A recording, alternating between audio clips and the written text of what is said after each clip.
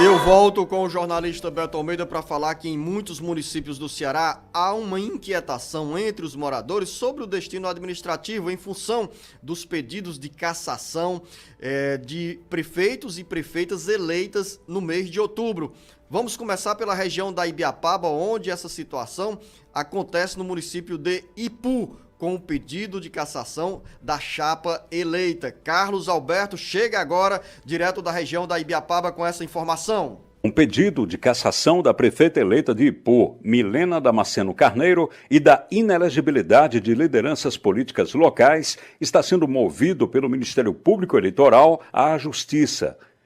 Por meio da promotoria da 21ª Zona Eleitoral, o pedido ocorre após a acusação de abuso de poder político e econômico durante as eleições de 2024.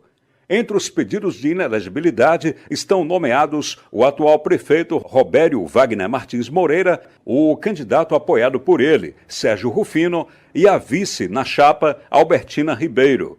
Segundo as investigações do Ministério Público, Milena Damasceno e sua vice-prefeita eleita, Arlete Mauriceira, violaram a legislação eleitoral ao utilizarem trios elétricos em campanha, com potência sonora e horários proibidos, contrariando o artigo 15 da Resolução 23.610/2019 do Tribunal Superior Eleitoral, TSE. O atual gestor de Ipu, Robério Wagner Martins Moreira, também é alvo das ações do Ministério Público. Durante o período eleitoral, a promotoria recebeu diversas denúncias, apontando que o prefeito usou recursos públicos e sua influência política para favorecer candidatos aliados. A Justiça Eleitoral deve decidir nos próximos meses sobre as ações, que podem alterar o cenário político do município de Ipu, na região da Serra da Ibiapaba. Com notícias da política, Carlos Alberto para o Alerta Geral. Em outros municípios também tem essa mesma curiosidade dos moradores sobre o destino administrativo dessas prefeituras, dessas cidades, alvo de uma operação da Polícia Federal por compra de votos nas eleições de 2024 e na mira do Ministério Público Estadual e da Polícia Civil, que o identificaram como um dos envolvidos em licitações fraudulentas e desvio de dinheiro do município de Choró, o empresário Bebeto Queiroz corre o risco de se tornar o primeiro prefeito entre os eleitos em 2024 no Ceará a ser cassado pela Justiça. O Ministério Público Eleitoral, com base na operação Via Oculta, que significa caminho oculto, realizada pela Polícia Federal, pediu a inelegibilidade e a cassação dos mandatos e dos direitos políticos de Bebeto Queiroz e do vice-prefeito eleito Bruno Jucá, do PRD. Mesmo foragido, Bebeto Queiroz designou o filho Daniel, por meio de procuração, para representá-lo no último sábado na solenidade de diplomação da Justiça Eleitoral.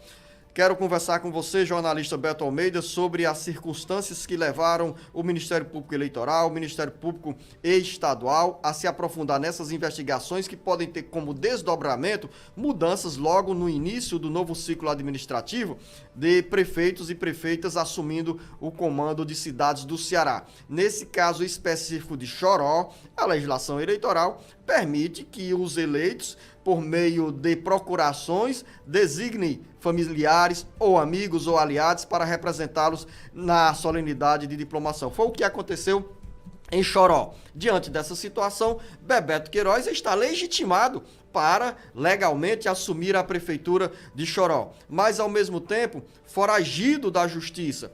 Como fica a situação de Choró, pequena cidade na região do Sertão Central, Beto Almeida? Bom, Luciano, pelo menos nesse caso específico aí, ele realmente se diplomou por meio de procuração, mas o Ministério Público Eleitoral, é bom que se diga, tem sido rápido, Luciano.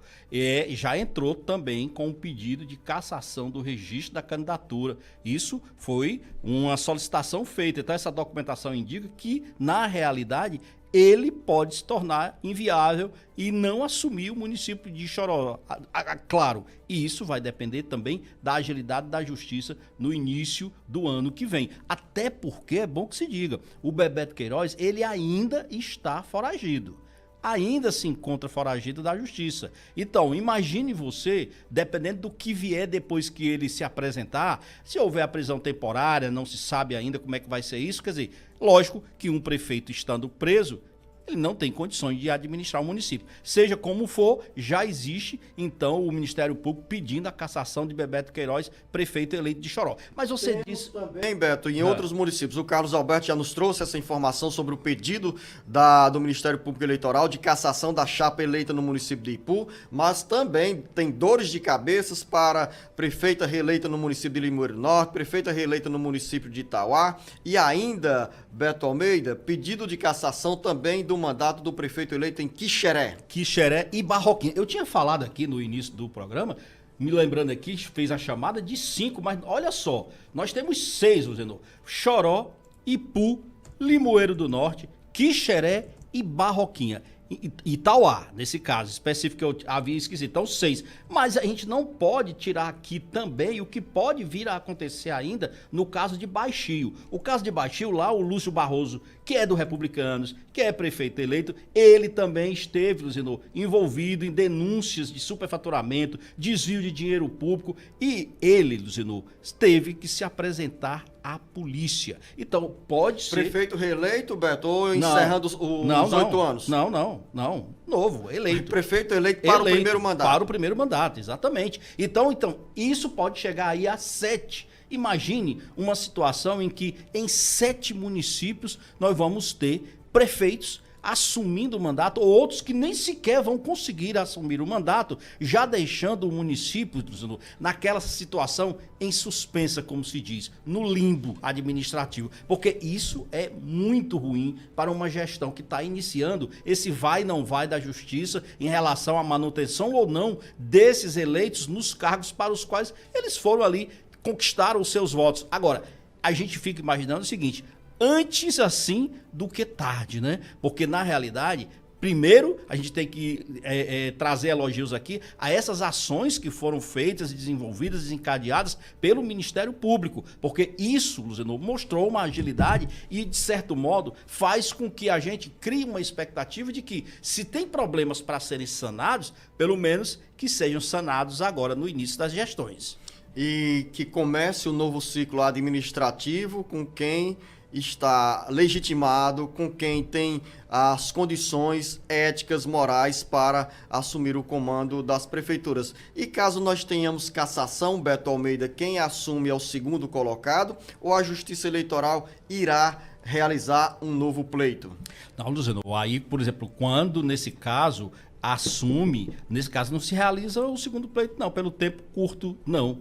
Assume o segundo colocado na relação. Claro, isso se a chapa completa for totalmente inviabilizada. Eu estou falando o seguinte: em muitos casos aqui a gente percebe que é claramente o prefeito e o vice da chapa. Aí não tem jeito, tem que ser convocado o segundo. Agora, tem casos em que pode haver, por exemplo, de que o prefeito está enrolado, mas o vice não. Aí o vice assume. Tem essas circunstâncias.